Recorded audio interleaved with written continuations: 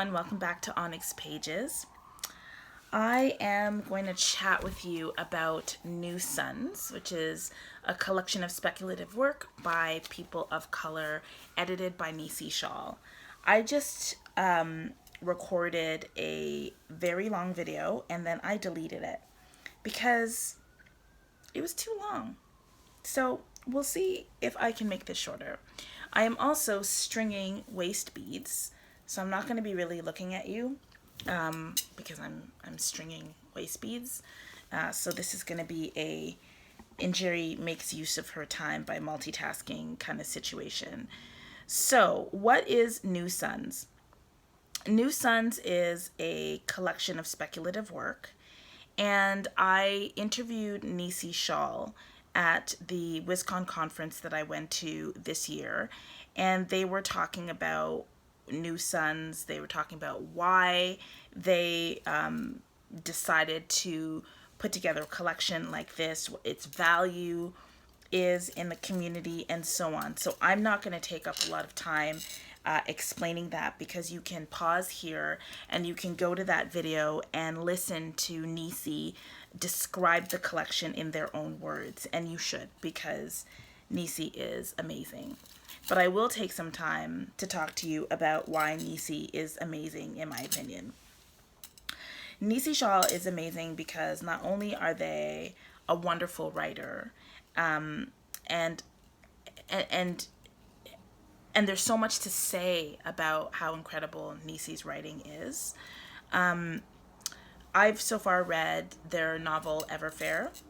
I read their collection of short stories called Filter House, and I have read various short stories in other collections, other writing.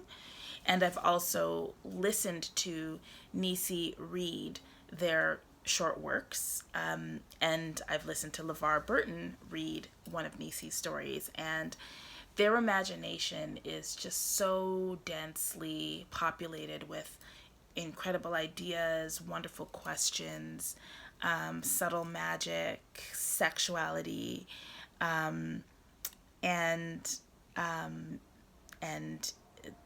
West African indigenous spiritual practice, and I just really love everything about Nisi's work. So I would rate this 4.5 out of 5 stars on Goodreads. I'm not going to do a cowrie shell rating system because I still haven't figured out how to do that very well for short story collections. But I really enjoyed this book, and I would recommend it to you. I would recommend it to anyone who's interested in reading speculative fiction, but in particular, if you have never read speculative fiction before and you want to get into it, I would recommend this collection and a few others, and I'll share those with you in a moment. But I would recommend this to you because speculative fiction, really, the best speculative fiction that I've read has been written by people of color. And I think part of that is because when you come from a community that has experienced marginalization, your existence is speculative, right? Like, you're constantly asking, well, what if police didn't shoot us on sight? What if our labor was valued? What if, what if we could envision relationships where we could, couple with multiple people and that would be okay? What if our indigenous traditions had not been usurped and eradicated in place of a monotheist religion that centers a white savior god? What if we didn't even have the concept of disability, and it was just understood that people's bodies and minds worked differently, and so we were constantly in a state of accessibility, right? What if we just took it for granted and understood that gender is fluid, and our spaces were created to just, reflect that, right? There's so many questions. My life is speculative in those ways. That's part of the framework that I used to see the world, and I think that's a gift of that's one of the gifts of being who I am, and it is one of the side effects, I think, of being from a community that has just not been centered. I think when you experience privilege all the time, you just assume that the world should just be for you. It should be made for you. So pantyhose should always be your shade, and doors, buildings should always let you in. There should never be any impediments. You just sort of assume that that's normal, right?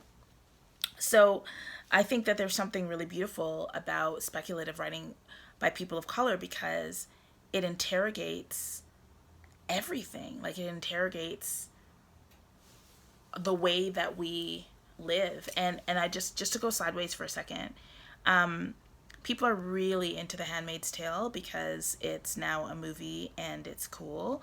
And I think about The Handmaid's Tale and how Atwood has envisioned a white future, a white world, and has really taken a very single axis lens to looking at the experiences of women. And we're in 2019 and we're still getting stories that do not interrogate the gender binary, and do not interrogate whiteness. Like, those stories are constantly being made.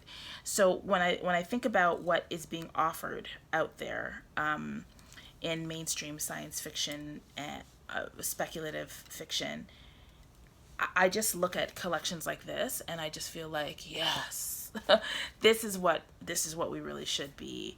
This is what we should be reading. So take that. Morning. So I'm on the subway and I just started reading New Suns. This is the collection of speculative works that was edited by Nisi Shawl. And the foreword was written by LeVar Burton. And so if those of you who are interested in like space opera television, you might be familiar with Star Trek, The Next Generation. And that's where I think that's where I first saw LeVar Burton, and also on Reading Rainbow. And he also has this podcast where he talks about, he reads short stories, and he's got such a beautiful voice. He actually read one of Nisi Shaw's short stories, which is super cool. Anyway, one of the things that I love about this foreword is something that he says, which is that we continually create the world we occupy in our imaginations first, and only afterwards do we make those visions manifest in the world. So yeah, really nice start, really aligned with why I read science fiction and fantasy. So I hope that you enjoy the rest of this reading vlog. Also, if you're interested in reading New Suns and you're reading it now too, then let me know what you think. And so with that, I will say I enjoyed the stories. Some of them stretched me because they were just different from what I usually read. And I was okay with that. So I'm just going to flip through because I did annotate the book. And where I have notes, I will talk to you more about what I've written. So the first story is The Galactic Tourist Industrial Complex by Tobias Buckle. And this story, I think it's a meditation on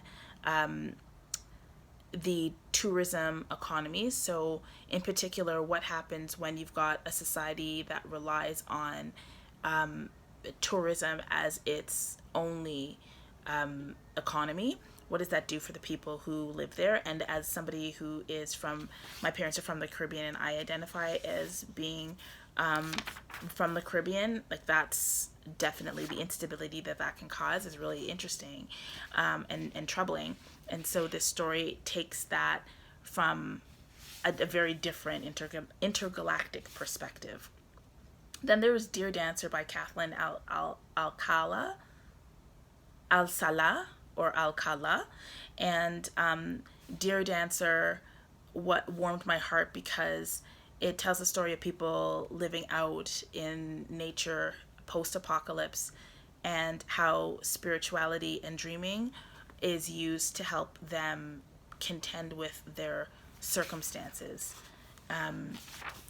It also envisions an intentional community of, I think, female-identified individuals, but it took up gender and sexual orientation in amazing ways.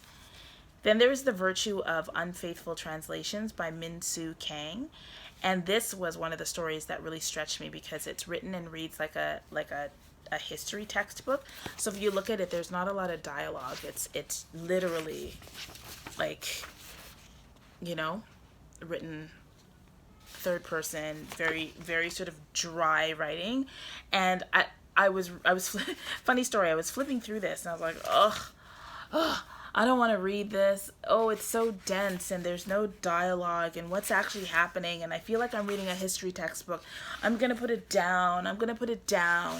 And I'm just like, oh, I've read 7 more pages. I'm going to put it down. Oh, I've read 8 pages. I'm going to put it down. And it wasn't until I was 3/4 of the way through the story that I actually admitted to myself that I was fully invested in the story. I was fully invested in this story, and I couldn't put it down. The story was doing things to me, and I wasn't even intellectually realizing it. And it was a page turner. It was an incredible story. And I wrote a little note at the end that says, holy crap, this is so good. You have to stick with the story. Ride it like a wave and let it reveal itself to you at its own pace. Speculative history asks the question, how do we interrogate the historians and whose stories continue not to be told? So that was really cool. I've noticed that assisted dying is coming up as a theme in speculative writing by folks of color. This one is called Come Home to Atropos, written by Stephen Barnes. And this is a story that it combines a meditation on reparations with the advertising industry and with assisted dying. So fun. It was a fun story. Then the story Unkind of Mercy. I'm not going through all of the stories, but this was written by Alex Jennings, and I got this signed because I love Alex. Hi, Alex, you're the best. And this was cool because this story is a story of a young girl who sees things, and she tries to figure out what to do with what she sees. Alex is a walking encyclopedia about all things comics and also just a lovely human. Burn the Ships, written by Alberto Yanez. This was a cool story because it takes place in the midst of colonization, and it exposes us to this conflict between 2 different spiritual practices, and explores the strategies that would be allowed by each of those practices in order to resist or respond to colonization. And it was really beautifully written and personal to me and so funny. So I enjoyed that. And then The Freedom of the Shifting Sea by Jamie Goss. So Jamie also read at WizCon, and this is a mermaid story, but not Disney mermaid, let me tell you. Really awesome. Then there's a retelling or reverberation of The Emperor's New Clothes, written by E. Lily Yu, and it's called 3 Variations on the Theme of Imperial Attire. So funny. So funny. It reminded me of President Trump. What if the children and old women rose up against the Trump? So, kind of cool. And then, Sylvia Moreno Garcia. There's a short story here called Give Me Back Your Wings, Oh Sister. And I've read 2 Sylvia Moreno Garcia stories. The first is called Signal to Noise, and the second, Gods of Jade and Shadow. And I have reviewed both of those, so you can find those on this channel. But needless to say, I love her writing. So this short story was really good, and it felt like Toronto, which was really nice. Skipping over a few, Dumb House by Andrea Hairston. I also got this signed, and so Andrea Hairston, I've only read one of her novels, and that one is called Redwood and Wildfire, which was the very, very first review I ever did on BookTube, so you can check that out and don't judge any of the quality. But I enjoyed that, and one of the things I really value about Andrea Hairston and her writing is the attention to history, and her writing always has like an element of technology, like ancient technology, like indigenous spiritual technology, and then STEM technology. So she brings science and she brings indigenous knowledge, and then there's usually some meditation on relationships, sexual orientation, gender, all sort of mixed, and then the land all mixed up in there. So I enjoyed this story because it was written in the same world as Redwood and Wildfire and Will Do Magic for Small Change. So Dumb House is a response to the idea of smart houses. So I enjoyed that story. And I think that's the last story that I read, but I will let you know that Rebecca Roanhorse has a story in this collection, and that Nisi Shawl's Afterword is actually in and of itself a really beautiful offering. It's very brief, but it tells the story of the various responses that we've had over time in the SFF community to creating collections of works by people of color. And they talk about this fear that if we allow or have, if we showcase all of the people of color writing speculative fiction at once, won't we run out of people? And that kind of scarcity thinking is not really helpful, and it's not even something that would come to fruition, because there are always new suns, and by shining the light on those who are here, we give permission for others to shine as well. And so I really appreciated this collection for a lot of reasons, and I hope that you pick it up, and I'd love to hear what you think of it. And if you are not a person of color and you're reading New Suns, I would encourage you to think about how the preoccupations of the characters in this book, how they might compare to your own, and that, let that be a critique for you. So anyway, I hope that you enjoyed this video. I certainly enjoyed New Suns. I'd like to thank Nisi Shawl for once again making an incredible contribution to the SFF community. And I will see you in my next video. Bye. I realized that I made a promise to you that I did not deliver on, which was to provide you with the names of other anthologies of speculative work if you're interested in exploring the genre. So in addition to New Suns, I would also recommend Black from the Future, or is it Black to the Future? It is a collection of speculative work written by Black women, published by BLF Press, and I read it in October of this year and reviewed it and loved it.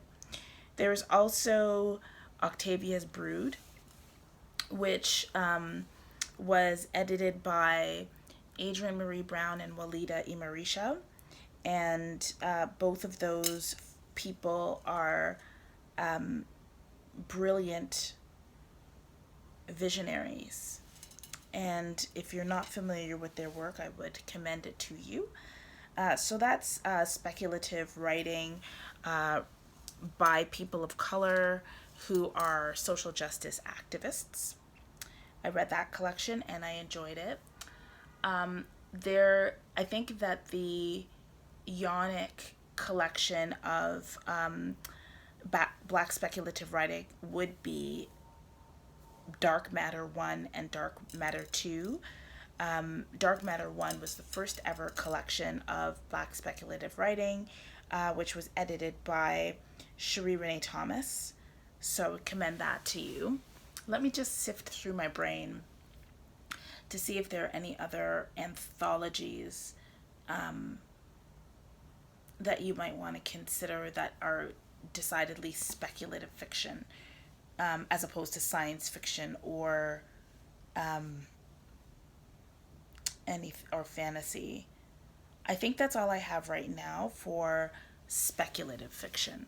but you should definitely check those out. And if you are a lover of speculative fiction and you know of any anthologies that are around speculative fiction that I haven't mentioned, please let me know, because I would love to explore them. Okay.